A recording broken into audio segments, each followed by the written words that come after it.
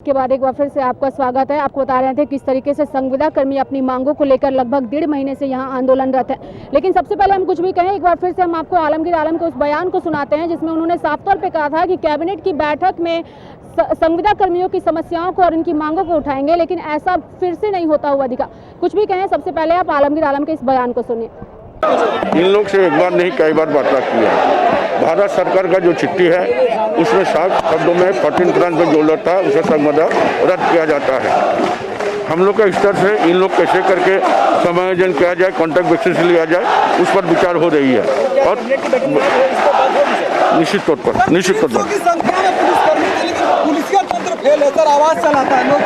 तो आपने सुना कि किस तरीके से आलमगीर आलम ने इन्हें आश्वासन दिया कि आपकी मांगों को कैबिनेट में उठाया जाएगा, लेकिन एक बार फिर से सरकार अपनी वादों से और अपनी बातों से मुकर गई। क्या कहेंगे? देखिए, लगातार सरकार हम लोगों को आश्वासन ही दे रही है, परंतु आश्वासन से हम लोग का पेट नहीं चलेगा, ऐसा सरकार को सोचना चाहिए। हम लोग लगातार 47-48 दिन से यहाँ बैठे हुए हैं, बीच में केवल आश्वासन आ रहा है। कल भी हम लोगों को आश्वासन दिया गया, फिर हम लोग बोले कि ठीक है, अच्छा है, मंत्री जी अगर हम लोग के बारे में सोच रहे हैं और हम लोग उनके राज्य के ही बच्चे हैं, वह हम लोग के बारे में अच्छा सोचेंगे। तो फिर वक्त जब कैबिनेट गए, कैबिनेट से वापस आने के बाद वह तो हमसे नहीं मिले, परंतु बादल पत्रलेख सर आकर मिले और उनके द्वारा बोला गया कि कैबिनेट में आपकी चर्चा हुई। तो जब चर्चा हुई तो हम लोग को स्पष्ट क्या हुआ वह तो बताना चाहिए, परंतु उनके द्वारा भी आकर हमको सिर्फ मिला तो आश्वासन उनके द्वारा दिया गया है कि आप लोग पहले से कार्य कर रहे थे तो आप लोग को ही रखा जाएगा और बाकी जो रिक्तियाँ हैं उसमें बहाली ली जाएगी। परंतु यह भी कहीं ना कहीं हमको थोड़ा सा झूठा नज़र आ रहा है, क्योंकि विभाग तो नई नियुक्तियाँ की हो रहा है, परंतु अभी भी उम्मीद है हमको झारखंड के मुखिया से, हमारे माननीय विभागीय मंत्री से, कि वह हमारी दर्द को समझेंगे और हम सभी की संविदा अवधि विस्तार जरूर करेंगे। आप लोगों ने विधायकों के आवास का भी घेराव किया, मंत्रियों के भी आवास का घेराव किया, लेकिन उचित समाधान होता हुआ नहीं दिख रहा है। अब आगे क्या कुछ स्टैंड रहेगा आप लोगों का? अभी हम लोग इसी बैठक में बात करेंगे। अभी हम लोग से बादल पत्रलेख सर के इंतजार कर रहे हैं। कल वो बोले थे हम लोग को कि हम लोग मिलने के लिए आएंगे यहाँ पे, तो बस उन्हीं का हम लोग अभी यहाँ पे इंतजार कर रहे हैं। बादल पत्रलेख मिलने आएंगे, क्या लगता है मंत्री जी आएंगे मिलने आप लोगों से? देखिए मैडम, अभी तो कुछ नहीं कहा जा सकता है, अब नेता लोग की बात है।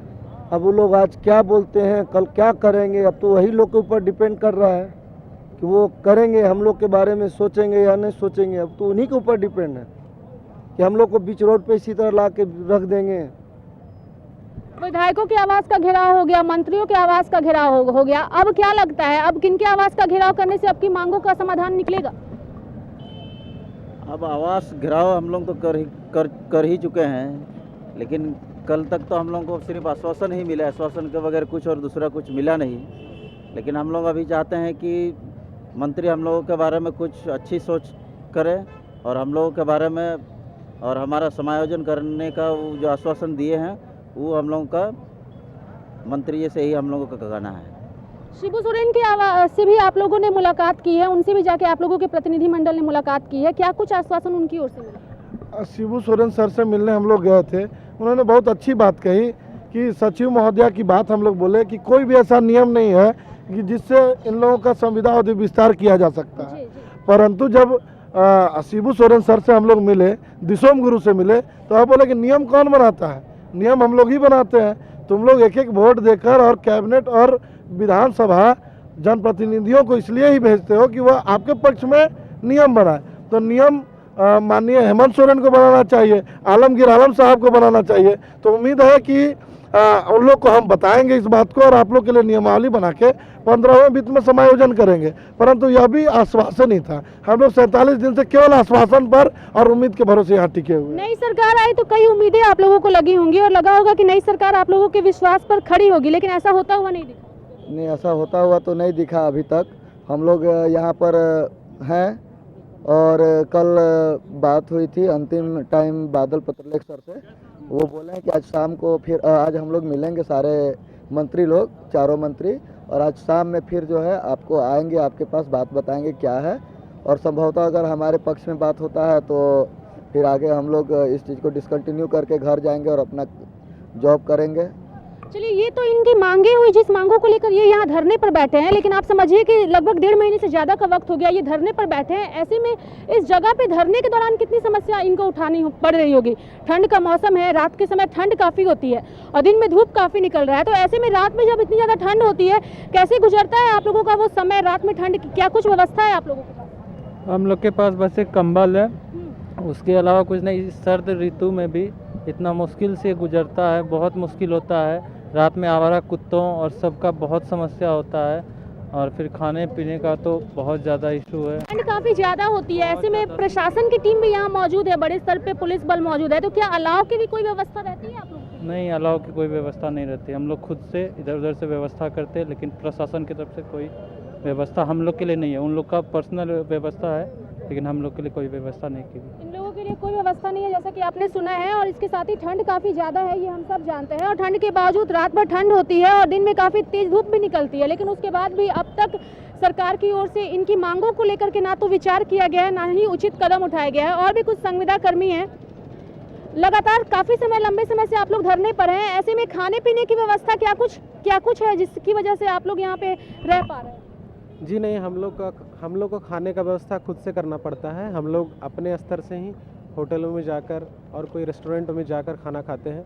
खाने पीने का बहुत ही थोड़ा सा ख़राब स्थिति हो जाती है। बहुत लोगों का यहाँ पर तबीयत भी ख़राब हो गया है, और चूँकि ठंड में यहाँ रात में रहना पड़ता है, तो ठंड के कारण बहुत लोगों का तबीयत भी ख़राब हो चुका है। धन्यवाद। तो सरकार मांगों को तो नहीं सुन रही है, लेकिन क्या आप लोगों को कोई व्यवस्था भी प्रोवाइड नहीं करवाई जा रही है यहाँ पे सरकार की ओर से? नहीं, यहाँ पर कोई व्यवस्था नहीं करवाई जा रही है। जो भी कुछ करना होता है हम लोग को खुद करना होता है। कितनी उम्मीद है, कितना कारगर साबित होगा आप लोगों का ये आंदोलन, और क्या लगता है कि और कितने समय तक यहाँ बैठे रहने से सरकार आपकी मांगों को सुनेगी? सरकार को बात को मान लेना चाहिए। जब हम लोग झारखंडी है और सरकार यही वादा करके आई थी, तो हम लोग को तो वो सरकार को पहले ही हम लोग की बात मान के हम लोग को यहाँ आने का मौका ही नहीं देना चाहिए। सरकार तो यही बात बोल के हम लोग को है ना आई है ये सत्ता में, तो सरकार हम लोग को नहीं कुछ करेगी तब तक हम लोग यहाँ से उठने वाले नहीं हैं। आप लोगों ने मन बना लिया है कि जब तक सरकार मांगों को विचार नहीं कहाँ जाएंगे, कहाँ जाएंगे? सरकार कहती है कि अभी न्यू बहाली हम लोग करेंगे। अभी जो 2016 से जो नियुक्ति निकली थी पंचायत सचिव, पार्टी जो शिक्षक का, आपका सीजीएल का, सारा नियुक्ति तो आपका रद्द कर दिया गया। अब फिर से ये नया नियमावली बनाएंगे, वो फिर मान लीजिए उसमें केस होगा, फिर वो लटकेगा। तो झारखंड के युवाओं को मेरे अंदाजे से लगता है कि पूरा भविष्य अंधकार में है। वो सरकारी नौकरी तो दे ही नहीं पा रहे हैं, तो कॉन्ट्रेक्चुअल नौकरी क्या देंगे वो हम लोग को? हम लोग जो सेवा में है उसी को निकाल के फिर उसको आप रिकॉन्ट्रैक्ट करवाइएगा। ये क्या, कहाँ का नियम है मैडम, बताइए?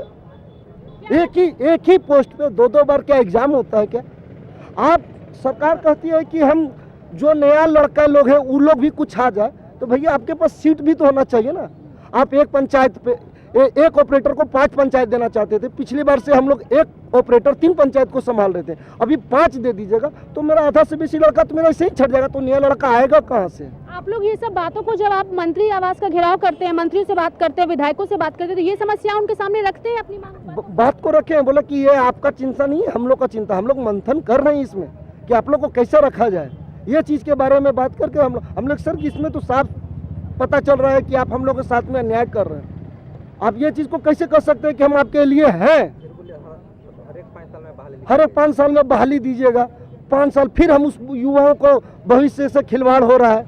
अभी तो हमारे साथ हो रहा है, फिर वो जो नया युवा आएंगे उसके साथ आप खिलवाड़ करें। आप जो सरकार बनाए हैं हम लोग का भविष्य के लिए बनाए हैं या हम लोग का भविष्य उजाड़ने के लिए बने हैं? सरकार ने वादा किया था कि युवाओं को रोजगार देंगे, लेकिन कहीं ना कहीं जो युवा रोजगार में है उन्हें बेरोजगारी की ओर सरकार ढकेलने का काम कर रही है। बहुत ठगी महसूस हो रही है। हम सभी युवाओं को, झारखंड वासी जितनी सारी युवा सब ठगी महसूस कर रहे हैं। अभी हम लोग देखिए कौन सा धरना प्रदर्शन के लिए आएंगे। अभी सरकार बोलती है कि हमारी जिसका नौकरी खत्म हो जाएगा मैडम, अभी जिसका एज हमारा 40+ पार हो चुका है वो इस जॉब में नहीं आ पाएगा, वो तो केस करेगा ही करेगा। आप न्यू रिक्रूटमेंट निकालिएगा तो वो केस करेगा, तो ये तो फिर नौकरी तो हमारा इसी तरह रह जाएगा। तो आप हमारे प्रति में सकारात्मक सोच कहाँ सोच रहे हैं? आप तो हम लोग का युवाओं को एकदम भविष्य अंधकार में डाल रहे हैं। ये सरकार से हमारी अपील है कि हम लोग के बारे में अच्छा सोचें और अच्छा काम करें।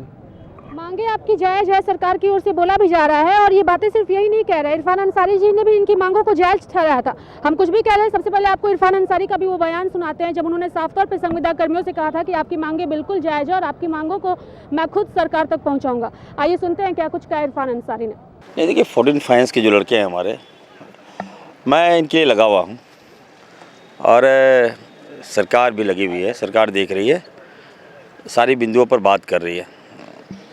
और मैं अपने जो हमारे बच्चे हैं, हमारे लोकल हैं, हमारे स्थानीय बच्चे हैं, हम लोग नहीं चाहेंगे कि हमारे बच्चे के जो रोज़गार ख़त्म हो जाए, नौकरियां ख़त्म हो जाए।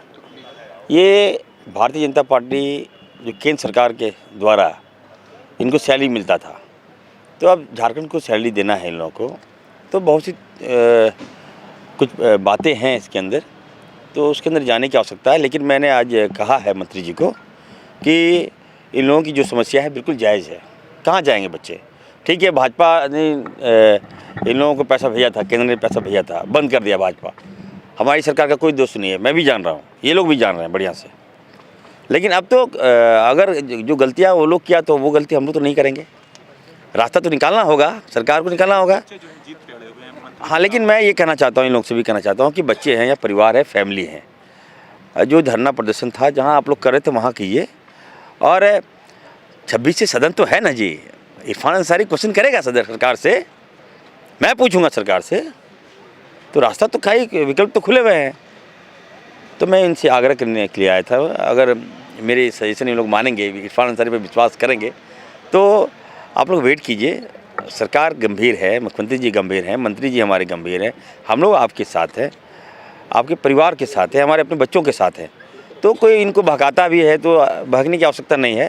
हम लोग हैं, काफ़ी सीरियस हैं हम, और 26 तारीख को सबसे पहला क्वेश्चन हम इन लोगों के हक में करेंगे। आप देख लीजिएगा, हमारी सरकार है, फिर भी मैं क्वेश्चन करूँगा। वेट करना चाहिए। आज 2-4 दिनों में जो है कुछ सकारात्मक पहल किए जाएंगे। बिल्कुल, हमें लगता है कि बात माननी चाहिए, और मैं इनसे आग्रह करूँगा कि यहाँ परिवार का घर है, रेसिडेंशियल है, आप लोग जहाँ धरना देते थे वहीं पे धरना दीजिए, हम लोग जाएंगे वहाँ पर, और हम लोग आपके साथ हैं। इरफान अंसारी आपके साथ है। मैं कहना चाहता हूँ, पीछे नहीं हटने की आवश्यकता है। मैं पहले भी बोला हूँ इन लोगों को, हम लगे हुए हैं। हम 2 दिन पहले, 10-12 दिन पहले हम आए थे, तो हमने जाम तोड़वाया था इन लोगों का, मुझे जानकारी है, सरकार भी जान रही है। तो कुछ त्रुटियाँ भी है, कुछ देखना है, सरकार को देखना पड़ता है, कितना बजट है, कितना प्रावधान करना है, कितना पैसा खर्च होना है सरकार का, इन सारी बातें पे विचार कर रहे हैं हम लोग। तो आपने इरफान अंसारी को सुना, उन्होंने साफ तौर पे इनसे मुलाकात कर इनकी मांगों को ना केवल उन्होंने जायज बताया था, बल्कि उन्होंने ये भी कहा था कि इनकी मांगों को सरकार तक पहुंचाने का भी काम करेंगे। लेकिन अगर हम बिहार सरकार की बात करें, मध्य प्रदेश की सरकार की बात करें, उन्होंने संविदा कर्मियों के लिए काफ़ी कुछ काम किया है, लेकिन अब बारी झारखंड की सरकार की है कि आखिर झारखंड की सरकार संविदा कर्मियों के लिए क्या कुछ उचित कदम उठाती है। क्या लगता है, बिहार की तर्ज पर झारखंड की सरकार भी आपकी मांगों पर विचार करेगी, जिस तरीके से बिहार की सरकार ने संविदा कर्मियों के लिए काम किया है?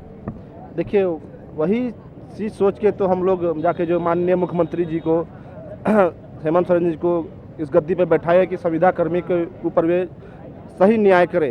जिस तरह बिहार हुआ, बंगाल हुआ, राजस्थान हुआ, गुजरात हुआ, हरियाणा हुआ, सब जगह में 14 फिनांस से जो जितना भी कर्मी था सबका डायरेक्ट समायोजन 15 फिनांस में कर दिया गया। ना वहाँ कोई एग्जाम लिया गया, ना फिर से फॉर्म भरा है, कोई मैंने डायरेक्ट मैंने समायोजन किया गया।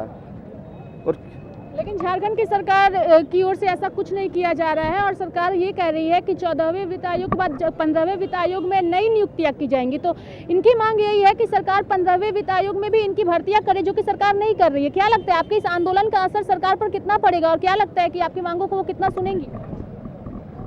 सरकार तो हमारी मांगों को सुनना पड़ेगा, क्योंकि हम लोग 45-40 दिन हो गया यहाँ पर बैठे हुए, और सरकार से यही उम्मीद भी है कि हमारे मांगों को सुने और हम लोग को 15वें वित्त में समायोजित करें।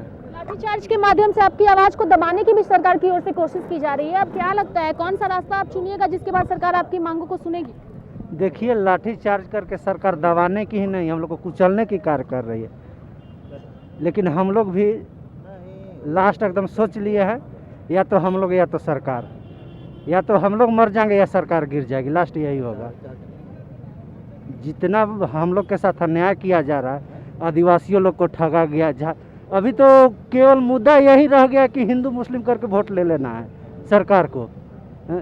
यहाँ की आदिवासी के नाम पे आदिवासी लोग को कितना ठगा जा रहा है, इस बार आदिवासी लोग बता देगा कि क्या है क्या नहीं है। जो कर रही है सरकार हम लोग के साथ।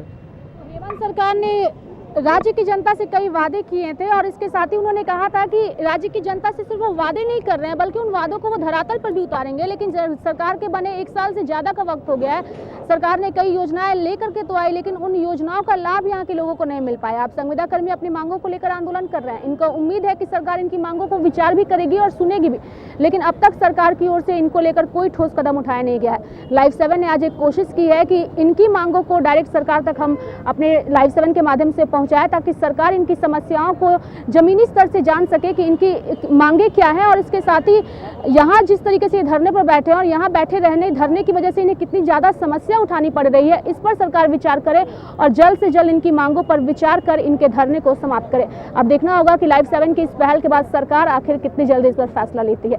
तो मेरे साथ इस बुलेटिन में इतना ही। देखते रहिए लाइव 7।